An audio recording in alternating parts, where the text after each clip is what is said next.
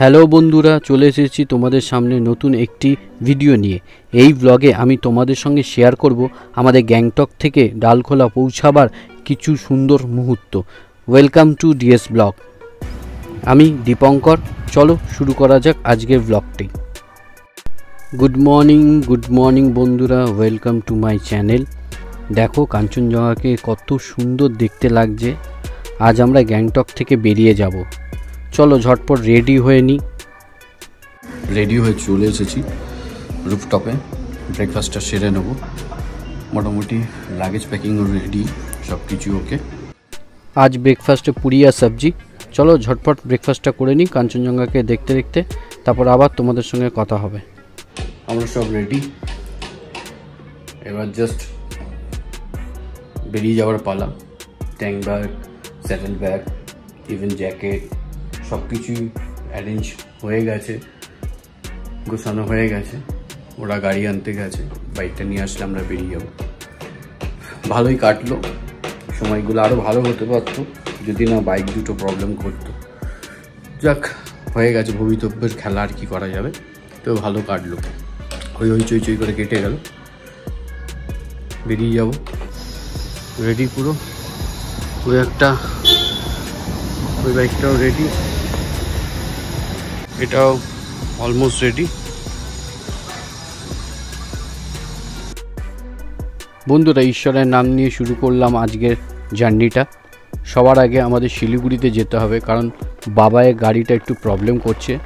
ওর সাসপেন্সারটা একটু প্রবলেম করছে, oil seal কেটে গেছে, অয়েল লিক করছে, তো প্রচণ্ড জার্কিং হচ্ছে। তো ওই জন্য আস্তে আস্তে আমরা যাচ্ছি। বাবায়ের গাড়ির অধিকাংশ লাগেজটা আমরা আমাদের গাড়িতে নিয়ে নিয়েছি, যাতে স্মুথলি গাড়িটা যেতে পারে। সবার আগে কেটিএম সার্ভিস সেন্টারে গিয়ে আগে চেঞ্জ করতে হবে। যদি চেঞ্জ হয় তো ভালো, নাহলে ওটা রিপেয়ার করে কোনোভাবে অ্যাটলিস্ট কলকাতা যেন আমরা চলে যেতে পারি, তার ব্যবস্থা করতে হবে। চলো আস্তে আস্তে এগাই। বাবা এইটা মিস করতে চায় না, যেখানে সুযোগ পায় সেখানেই স্যাডেলিং একদম মিস করবে না। আর এটা ও ভালো পারে, আর আমাদেরও বেশ ভালো লাগে দেখতে। ফেরার পথে এটা আমাদের ফার্স্ট টানেল। টানেলটা খুব বড়, আর শুরু হয়ে গেছে বাবায়ের হর্ন দেওয়া এবং এক্সেলেট করা। গম লাগছে টানেলটার মধ্যে, আওয়াজটা একটা গম লাগছে। আমাদের সুপার বাইক না, সুপার বাইক হলে আরও বেশি আওয়াজটা গমে লাগতো। আর সবচেয়ে বড় কথা, এই শুনেছি নাকি এই টানেলের মধ্যে কালার লাইট আছে। আমরা তো দেখতে পেলাম না, ব্যাড লাগে।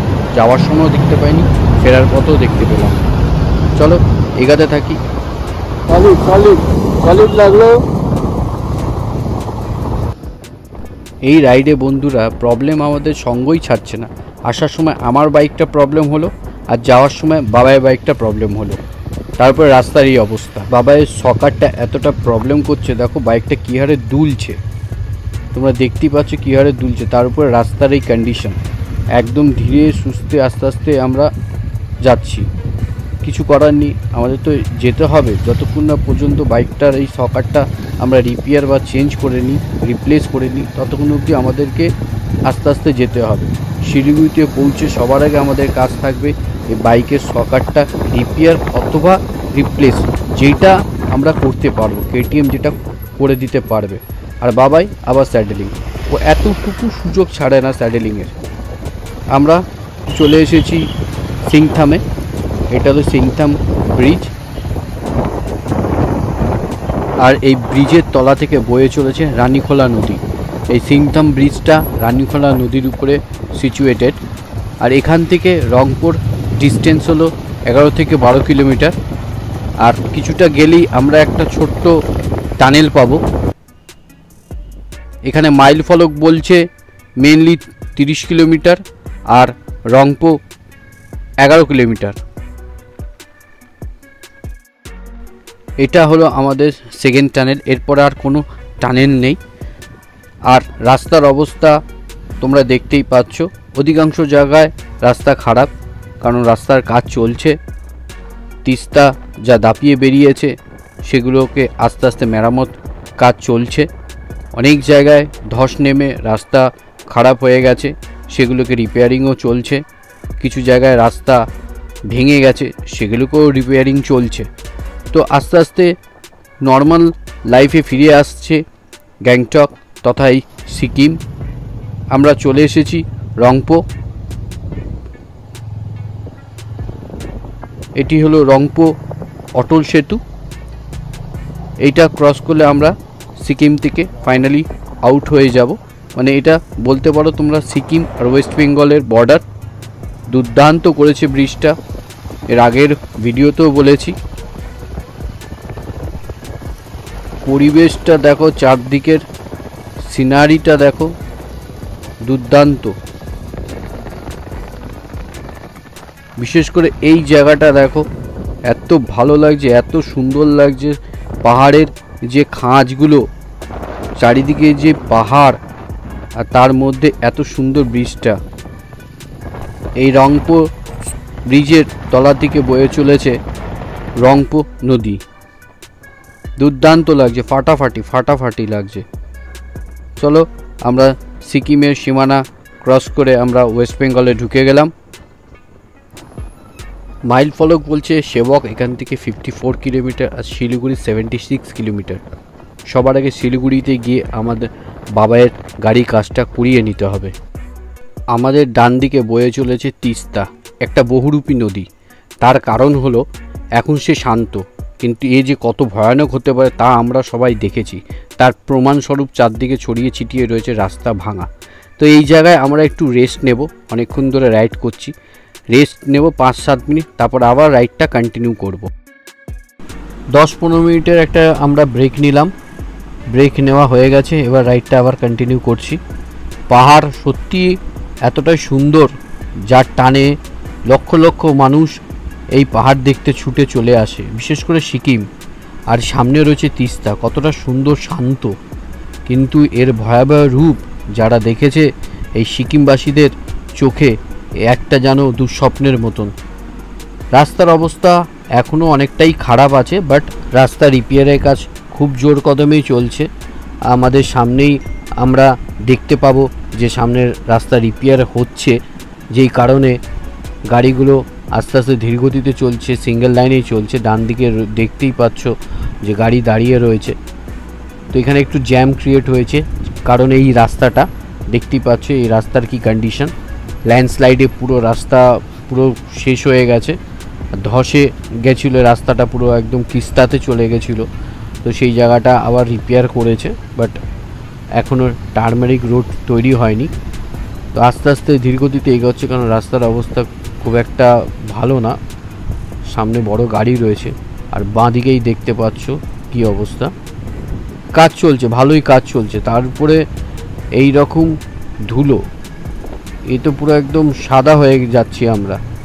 চলো আস্তে আস্তে এগোই, সামনে আরও বেশ কয়েক জায়গায় আমরা খারাপ রাস্তা পাবো। এই যে পিছন দিকে দেখতেই পাচ্ছ রাস্তার কন্ডিশনটা তোমরা মোটামুটি চেষ্টা করছি আর কি দেখাবার।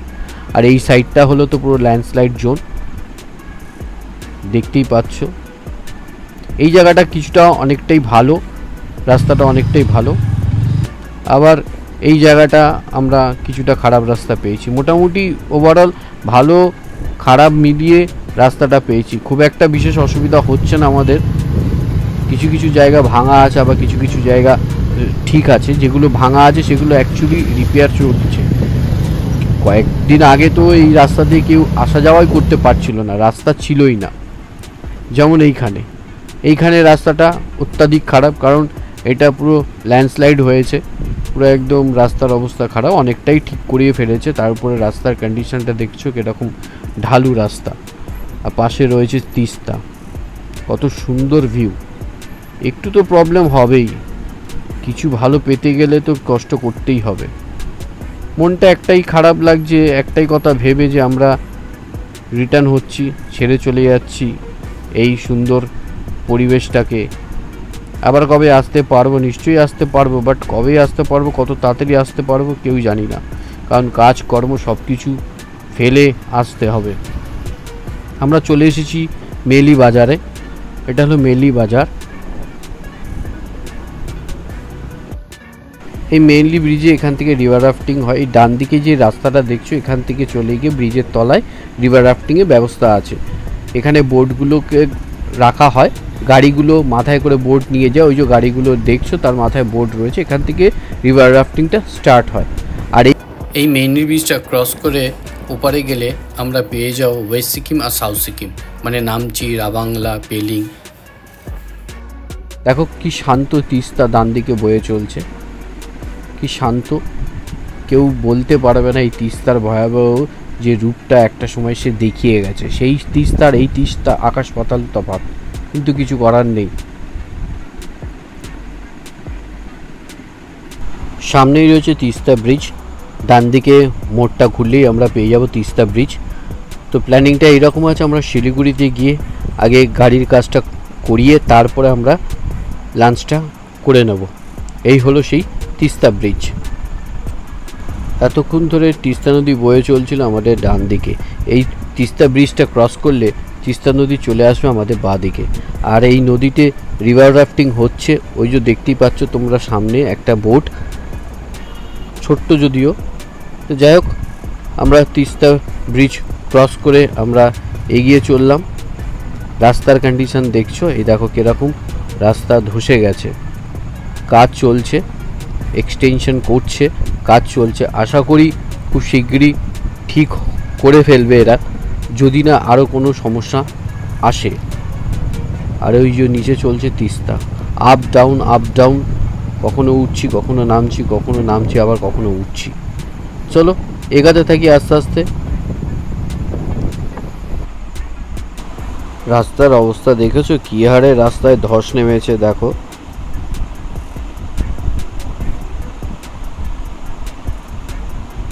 এই যে দেখো বন্ধুরা, রিভার রাফটিং হচ্ছে, বেশ ভালো লাগে, এক্সাইটেড জিনিস আর কি, রোমাঞ্চকর জিনিস।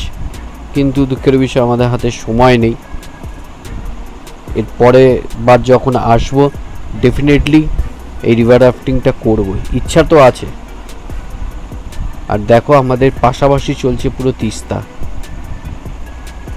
কি শান্ত শিষ্ট তিস্তা। এই তিস্তার এত সুন্দর রূপ দেখে কেউ বলবে না যে একটা সময় কি দাপিয়েছে। ওই যে দূরে রিভার রাফটিং চলছে, ওই বোটটা ভালো লাগছে দেখতে, কারণ ছেড়ে যেতে ইচ্ছে করছে না। খুব আশা ছিল আমাদের, আমরা করব, কিন্তু দুঃখের বিষয় সময় নেই। বারবার ঘাড় ঘুরিয়ে আমরা দেখছি, আর কি সুন্দর লাগছে দেখো তিস্তাকে, কত বড়, কি বিশাল বড়। আর এই দেখো রাস্তাগুলো কি হারে ভেঙে চলে গেছে তিস্তাতে। আর এই জায়গাটা একটু জ্যাম হচ্ছে, তাই সুযোগও পাচ্ছি, বারবার ঘাড় ঘুরিয়ে দেখছি রিভার রাফটিং ওই বোটটাকে, কারণ মনে ইচ্ছা ছিল, করে উঠতে পারলাম না সময়ের অভাবে। চলো আস্তে আস্তে ধীরগতিতে আমরা এগাচ্ছি, তার কারণ হলো সামনে একটু জ্যাম হয়েছে, রাস্তাঘাটের একটু সমস্যা, ভাঙাচোরা যেহেতু রয়েছে, রিপেয়ারিং চলছে। চলো আস্তে আস্তে এগাই। বন্ধুরা তোমরা খেয়াল করেছো কি না জানি না, যখন কোনো নতুন জায়গায় যাবে তার একটা এক্সাইটমেন্ট থাকে, আর রিটার্নের সময় মনে একটা কষ্ট, একটা দুঃখ থাকে। সেই ফিলিংটাই এখন আমাদের মনে হচ্ছে যে আমরা রিটার্ন যখন আসছি। কাছেই রয়েছে সেবক রেলওয়ে ক্রসিং, চলো আস্তে আস্তে এগানো যাক। বন্ধুরা যেটা ভয় পেয়েছি সেটাই ঘটলো আর কি, এই ক্রসিংয়ে দাঁড়াতে হলো, কিছু করার নেই। ভেবেছিলাম হয়তো দাঁড়াতে হবে না, কিন্তু কপালটা খারাপ। তো অগত্যা ওয়েট করা ছাড়া আর কোনো আমাদের হাতে কোনো কাজ নেই, তো ওয়েটই করি, ট্রেনটা পাস করুক তারপর দেখা যাবে। ট্রেন পাস করছে, কপালটা খুব একটা খারাপ না। চলো ট্রেনটা পাস করে যাক, গেটটা উঠে গেলে এবার আমরা বেরিয়ে পড়ব। একেবারে শিলিগুড়িতে গিয়ে তোমাদের সঙ্গে আবার কথা হবে।